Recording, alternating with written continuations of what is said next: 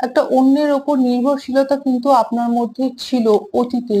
কিন্তু এমন কিছু ঘটনা, খুব উত্তপ্ত পরিস্থিতি সম্মুখীন ইউনিভার্স আপনাকে করিয়েছিলেন, এমন কিছু সিচুয়েশন আপনার সামনে নিয়ে এসেছিলেন ইউনিভার্স, সেখান থেকে আপনি নিজে অনেক শক্ত হয়েছেন এবং নিজের ওপরে কাজ করে নিজে নিজেকে তৈরি করেছেন।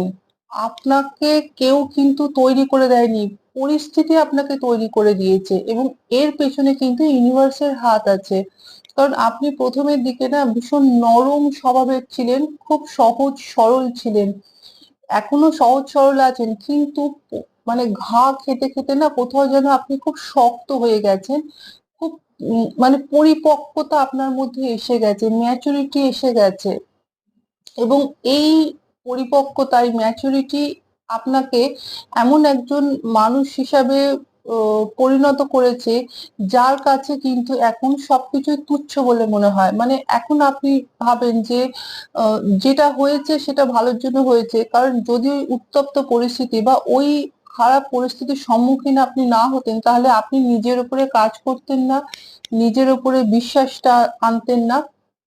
এখন ইউনিভার্স বলছেন আপনি এখন রেডি আছেন, আপনি নিজেই যথেষ্ট স্বাবলম্বী, কারোর দরকার নেই। আপনি যেটা স্থির করবেন করবেন বলে আপনি নিজেই পারবেন সেই কাজ করতে।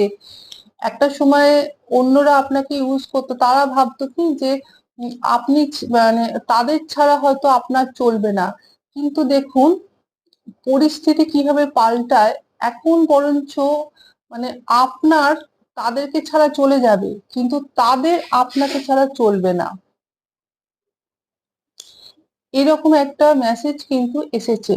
এখানে ইউনিভার্স বলছেন যে আপনার কমিটমেন্ট, মানে আপনাকে তো ইউনিভার্স টেস্ট করেছিলেন। আমি এই মাত্র যে মেসেজটা দিলাম আপনাদেরকে, যে আপনাকে ইউনিভার্স টেস্ট করেছিলেন, এই জন্য আপনার সামনে না খুব মানে চ্যালেঞ্জিং পরিস্থিতি আহ, নিয়ে এসেছিলেন,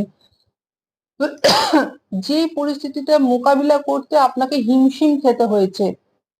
কিন্তু আপনি সেই মোকাবিলাটা করতে পেরেছেন, নিজেকে প্রমাণ করতে পেরেছেন, এবং আপনার এই মানে আপনাকে টেস্ট করার ফলে ইউনিভার্স কিন্তু খুব খুশি হয়েছে। মানে আপনি সেই পরীক্ষায় পাশ করেছেন, নিজেকে পরিবর্তন করতে পেরেছেন, এবং ইউনিভার্স বলছেন যে তুমি তোমার যে একটা স্বপ্ন বা একটা লক্ষ্যের উপরে কাজ করছো, ও সেখানে আপনাকে হতে পারে কোনো কমফোর্ট জোন থেকে বেরিয়ে আসতে হবে।